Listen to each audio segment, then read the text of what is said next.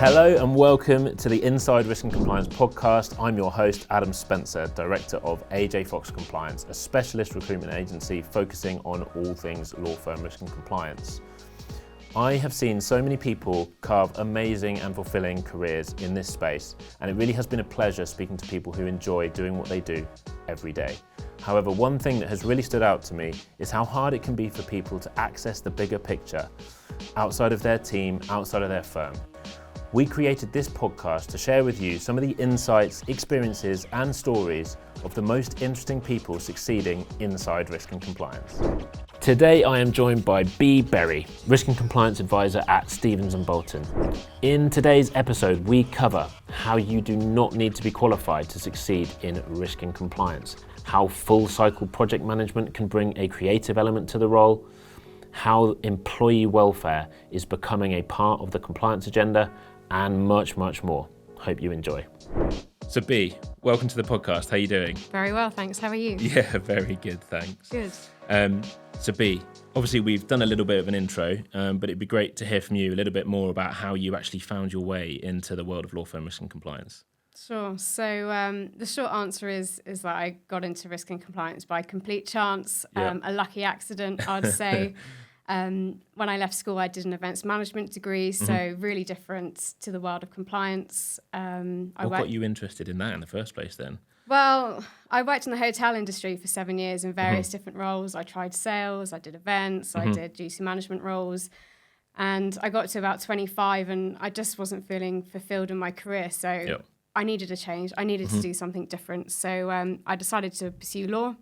So I did the GDL and the LPC. And after completing that, I think like most law students, I was desperate to get legal work experience. I was applying for training contracts, you know, your paralegal roles, the typical things you look for. Wasn't finding any luck. I was thinking outside the box and I came across a compliance assistant role. So I applied for that and fortunately landed the job. So it really was a lucky accident that I entered into that space. And, you know, I think there's just a general lack of awareness and understanding of risk and compliance as a viable career path. Absolutely. Did you know what it was that you were sort of applying for? Or did it fit into a box of an opportunity in a law firm that looked a bit interesting, a bit different? Yeah. So initially I was just delighted, you know, to be working for a law firm. And initially I thought it would be a fantastic stopgap before eventually getting a training contract and going on to qualify as a solicitor. But I quickly realised, I started off in a compliance assistant role, but I quickly realised, you know, it's a whole new area of work. It's a whole new environment in itself. And it was almost like going through the wardrobe into Narnia, you know. Really? My limited knowledge at the time just completely, I was blown away when I started working in the space. And I can't imagine doing anything else now. So was it sort of almost instantaneously you realised this is a new career path? I might, you know, put the TC applications to bed for now. Yeah, I think definitely after the sort of first 6 months, I think when you enter into any industry or any new job that's completely unfamiliar, initially it's very overwhelming. There's a lot to get to grips with. And I certainly found that working in compliance because, you know, when you're going through law school, you don't learn about risk and compliance in the same detail that you're exposed to, obviously, when you're working in the industry. But it was a great surprise, to be honest. And now as I say, I don't see myself working in any other field. Awesome. And you're in a team and in a firm that seems to be investing a lot in their risk and compliance function and growing rapidly. I think you were saying to me previously that your team doubled in size. Recently. Sort of over the past 6 years, it's doubled in size. We've recruited more people since even I've been there in the sort of nearly 3 years I've been at Stevens Bolton, and I think that sort of suggests two things. The first is that obviously there's a growing need for a strong compliance support function within law firms now. Our compliance obligations are intensifying year on year, and you have to invest in a compliance function. But also I think it really demonstrates my firm's approach to compliance is very supportive of what we do, and they really see the value that we add to the firm, which I'm really lucky to have found a firm that's so supportive. And as we grow, I mean, our team is all across the UK as well. We've got some people based in Scotland, as you know, some people in Newcastle, some closer to the office where we're based in Surrey. There's a whole sort of diverse range of skills, backgrounds, and locations where we're all based. So. Absolutely, and that growth in being part of such a fast-growing team must be exciting. But does it represent challenges when you've got new faces and people coming in doing different things and new things? Yeah, I mean, I think most compliance teams would say that they are under-resourced in some way. So it's fantastic to have extra people in the team to kind of spread the load. I'm sure we'll talk in more detail later on about kind of the breadth of compliance. It's not just limited to AML and conflicts and new client onboarding and that sort of thing. It's very, very wide.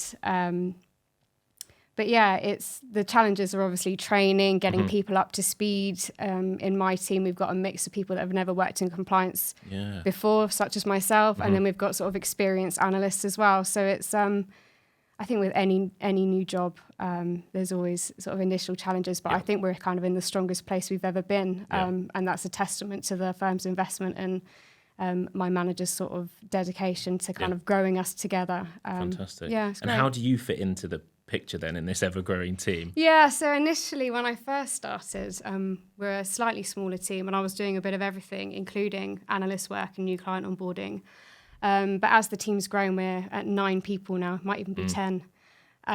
It's kind of branched off into 2 areas. So we have sort of our dedicated analysts and we have the more sort of general and regulatory side, which is where I sit. So essentially what that means is that I'm involved in all areas of the business. I liaise with all different departments in fulfilling our compliance obligations. And you can imagine every department, every practice group has its own risks, has its own set of obligations and duties it needs to comply with. So I'm very fortunate that I get to sort of branch into lots of different areas and learn lots of different things about the business, which having that broader perspective, I think, is really valuable when doing my job. Definitely. I think it's something that comes up time and time again that people who enjoy working in this space often enjoy the breadth of the roles that they are in sometimes.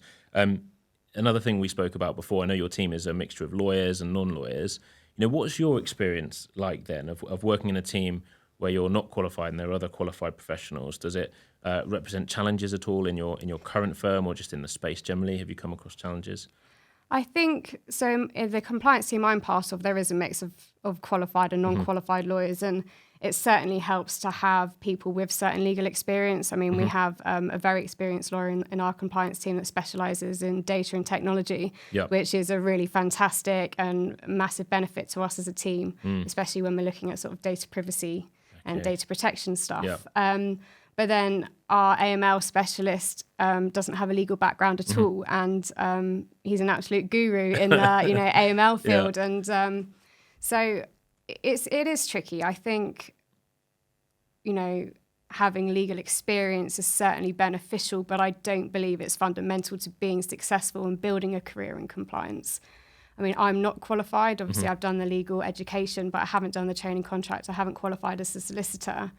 But in my job and, through my supervisors, I'm carrying out sort of legal work every single day. I'm looking at contracts. I'm negotiating terms with suppliers. I'm preparing legal documents, so you still get exposure to, legal work without necessarily being a qualified solicitor. And, maybe as the industry evolves, maybe it'll be less important to be a qualified solicitor. I think you're right. I think from where we look at the space, we certainly feel that is the direction it will go That's in. And I think one of the reasons we wanted to do this podcast series was to give people the opportunity to see things from other people's perspectives and see the journeys that other people have had in this space, because a lot of people have misconceptions around the possibilities that are in front of them. And this has come up with other people on other episodes as well, but there are a lot of people out there who see the qualification piece as a barrier, sometimes not just to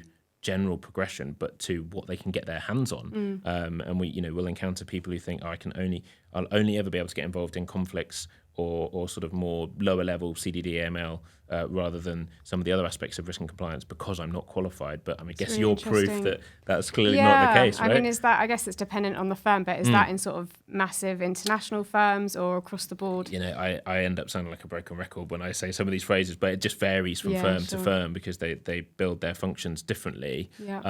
But if you have worked at, sometimes it might be at an enormous firm where it's very, very segmented. You haven't spoken to somebody like yourself. You haven't seen that journey, and you're looking upwards at qualified lawyers in the other roles doing the work you want to be doing, not being aware that there's other people at different firms getting involved in this sort of work. So absolutely. It sounds like you've got a really, really broad role and getting involved in some really interesting it's stuff. really difficult to try and like summarize or define what I do because every single week looks different to me. But I'm very fortunate that I get to branch out in that respect. I'm not sort of confined to one thing. And I think that kind of just depends on your interests and skills as well. You know, if you're really interested in financial crime, you're great at investigating, you love doing research, you know, then an analyst role is just right for you. But if you're more like me and you're more interested in corporate governance and how the law actually fits into running a business, then, you know, I would say, you know, why don't you look for generalist compliance assistance roles, which is how I started before I was promoted to a general advisor, or general counsel, legal counsel jobs. You know, since being in this space, I've realised how many different varieties of roles there are, and they are out there. You just really have to go and explore because often they're called different things as well. I'm sure you found that actually. Absolutely, in your world, you know, they're always called something different. So I mean, we did a salary survey last year. One of the things we included in that survey was a survey of titles, and this is just UK law firms. We found over 240 unique titles, which just, you know, that one stat tells you so much about how firms approach it differently. There's no sort of uniform way of doing this, and I think a lot of firms seem to be working a lot of it out on their own. You know, what's going to work for them. There's no sort of cookie cutter approach to it. So yeah, it is definitely a complicated space to navigate. I just wanted to take a moment out to thank our amazing sponsor, the International Compliance Association.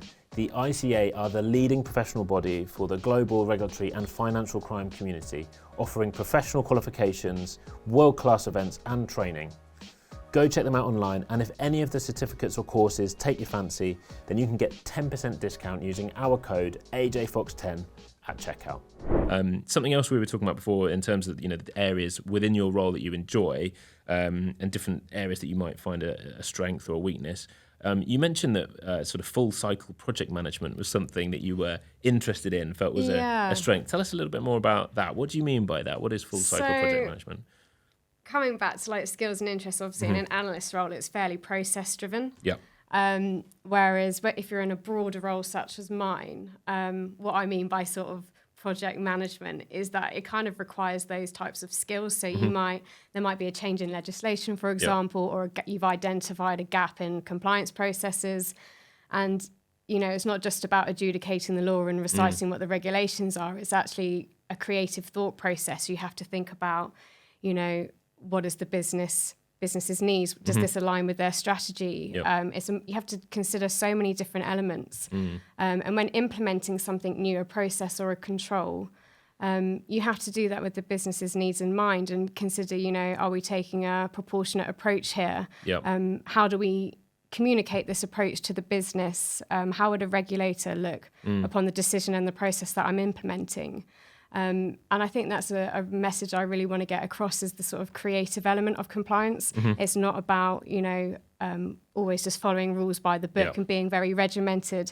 There's rarely a black and white answer available. It's all about creative thinking and problem solving by looking at lots of different elements and feeding that into a business that's already operating with, you know, with its own existing controls. But how do we enhance that in a way that meets their needs as well as ours? So, And do you think your time in event management actually, you know, taught you things that you apply in this setting, or would it be a very different environment? Yeah, quite possibly. I mean, it's interesting because, I mean, we spoke earlier about how I thought I was going to be sacrificing the kind of collaborative element that I had in the hotel industry. And obviously, hospitality is very client-facing, and I worried that maybe I'd be missing that stepping into a legal risk and compliance space. But actually, it's very collaborative.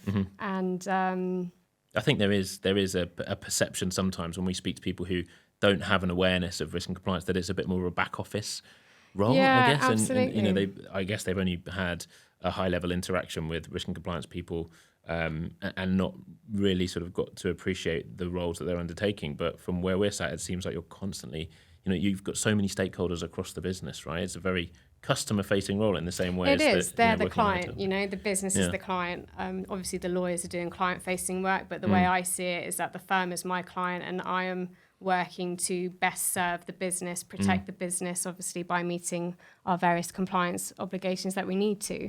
And I think that's something that really adds meaning to the risk and compliance work. It really adds value. And I think in any job you need to feel that it's meaningful, that it, you have a purpose. And the legal industry in particular is, such a valuable industry. It carries out extremely high pressured, responsible work. So to be a part of that in sort of maintaining, good ethical standards in such an important industry, I find really rewarding. And you mentioned as well when we were speaking before about the fact that I guess lawyers hold themselves to very high standards, which can, I guess, represent a risk, right? Because there is a human error element that can cause issues. And I know you've had experience in the past that has sort of given you insight into that, and then how important it is to allow lawyers to appreciate that they will make mistakes and you're there to help them. Do you want to tell us a little bit about that experience and how it's helped you going forward? Yeah, first of all, I will say that I think where the legal industry differs from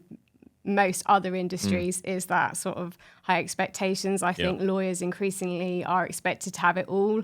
Not only do they have to understand and apply the law, but they need to keep clients happy. They need to meet their billing targets. They need to be able to negotiate, stay commercially aware. There's so many different conflicting pressures, whilst obviously maintaining extremely high professional standards. And I think lawyers put an enormous amount of pressure on themselves. And this is going back to my hotel days and sort of the beast of the GDPR just coming to force, I think everyone we all do. Was panicking when exactly. And I committed a pretty bad data breach. I hope my DPO is not listening to this. But I disclosed some personal information of about 100 of our leisure members through email. And at the time, I was receiving sort of a barrage of emails from disgruntled leisure members saying, reciting the law to me. I think the words wholly unprofessional stick out for me. No, really? Really? It was a dreadful day and I felt awful about it. But obviously now that I'm working in compliance, I handle data incidents when they happen, which they do. And I think it's really important to remember that lawyers themselves are human. Yes, they will make mistakes, and to deal with incidents in a way that's with humility and compassion. And so I'm always transported back to that day when on that fateful day, I pressed that button and sent this email out to hundreds of people. It's easily done, it's though, so easy really? to, especially, in the legal world, you've got so many different things going on. It just takes, a second of lapse in concentration for something to happen. And I think in the legal industry, obviously, you're dealing with confidential information. And I think it's important for lawyers to feel that they can open up to their mistakes. And I think it doesn't matter how serious or non-serious an incident is. I always try and sort of tackle it head on with just sort of compassion at the front of it and empathy because, as I say, we're all human and we're all able to make mistakes. I certainly do. Absolutely. And they're very lucky to have you guys there when they do, to either help them afterwards or presumably putting in a plan in place to make sure it doesn't happen again and learn from those mistakes, right? Yeah. Usually it doesn't happen again. I think learn the lesson. Yeah. But it's about understanding why something's happened and trying to put in controls to make sure it doesn't happen again, as you say. But it's just about being understanding. Lawyers are under so much pressure, and I think that's only increasing, actually.